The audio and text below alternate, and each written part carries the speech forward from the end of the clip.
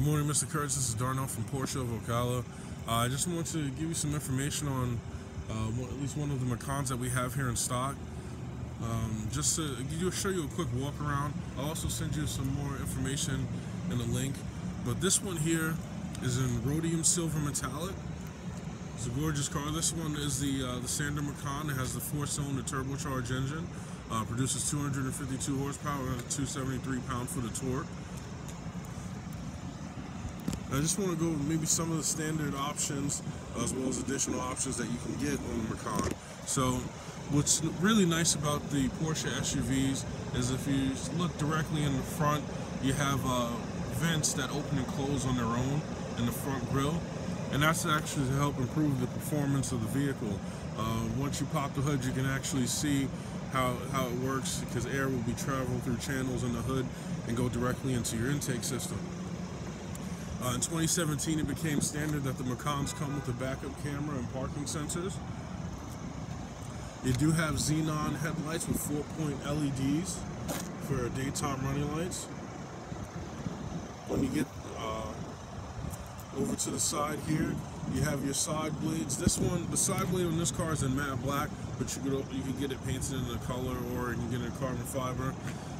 This vehicle does have the roof rails in black. You got the gloss black trim around the car, which really makes the color pop.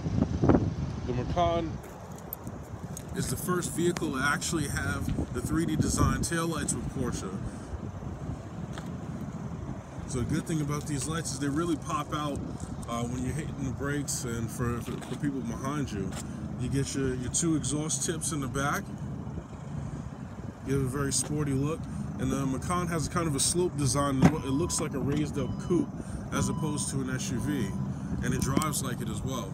So you have the power tailgate as standard option. Now what Porsche's done that's really unique is, every manufacturer has it now with the tailgate where you can actually adjust the height with preset settings. What Porsche does that's really nice is you can actually adjust it by just pulling on the tailgate, go exactly where you want it to, and then you press and hold the button that you use to close it, and then it stores within the memory of the car, so every time you open it, opens up to that exact height. Now the seats are already down on this car, so you can see you have quite a bit of space back here. You have a 40-20-40 split, so you can actually have it come down just like you see it now, where it has 60% of it down, or you can have just the center down or either side down. You have your privacy shade, which is pretty easy to remove. You just take the strings over here, real simple. Underneath you have spare tire and a little bit extra space if you needed it to.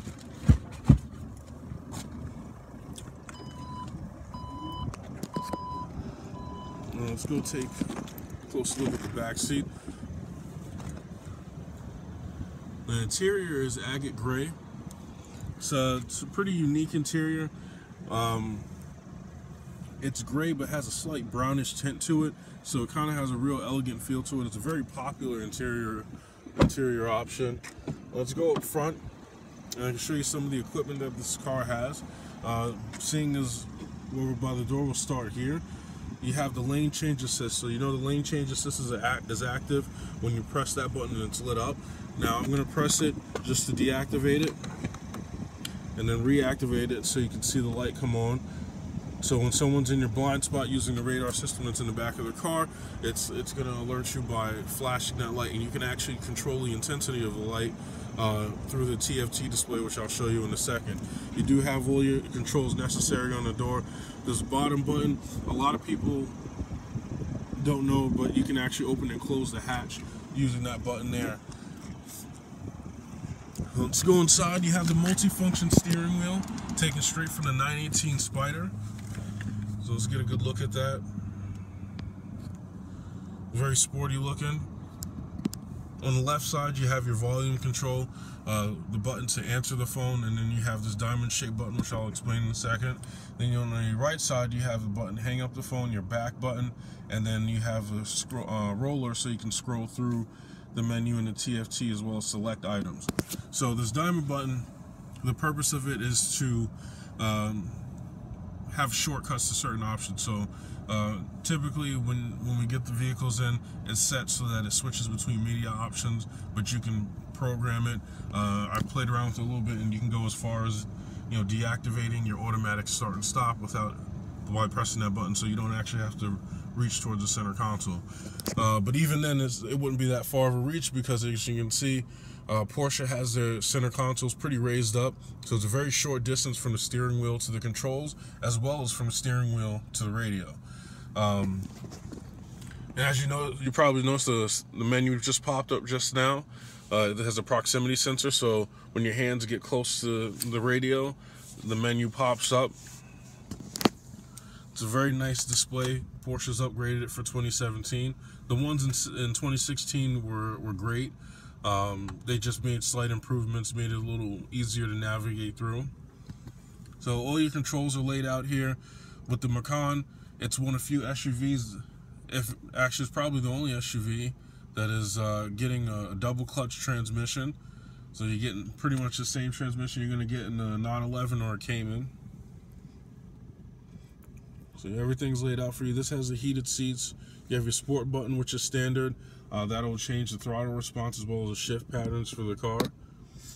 Even though this car has a manual mode, it's pretty much best to leave it in drive, because once you put it into the sport mode, it always keeps you where you need to be for best acceleration. You have your electronic park brake. You have your off-road mode, considering the car's all-wheel drive. You have your lane departure warning, which this car is equipped with, and you have your automatic start and stop function.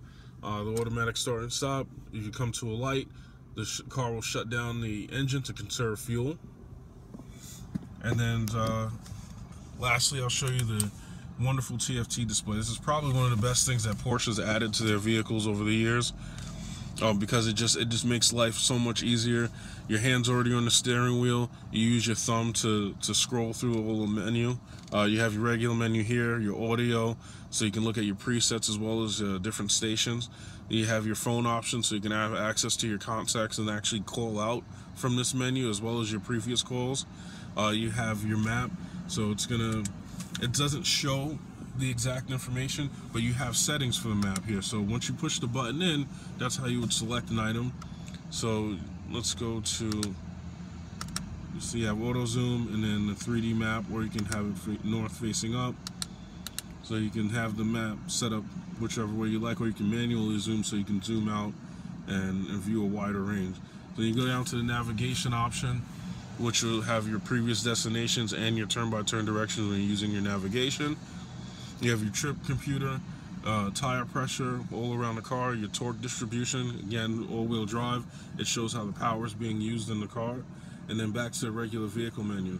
Now from this menu, you actually have access to probably the most important things. You have your oil measurement, because you don't use dipsticks to check the oil anymore in these vehicles. Info will allow you to check your messages, so if any alerts come up in the car, you can see exactly what it is. You can set speed warnings in the vehicle, and then you have access to all of your settings right here without taking your hand off the steering wheel. So again, this is a wonderful idea that Porsche had. You still have very sporty design with the gauges here. Porsche sticks to tradition, and they've done a fine job with this vehicle. You get the full experience once you drive it, because it doesn't handle like an SUV, and that's probably the best thing about it. Their goal in mind was to make a raised up 911, and they've definitely succeeded at that. So I'm going to back up just for one more second, give me another look at the car.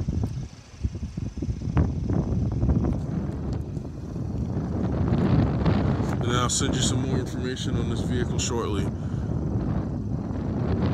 Thank you for watching. Hopefully you enjoyed the video, and I'll speak to you soon. Thank you.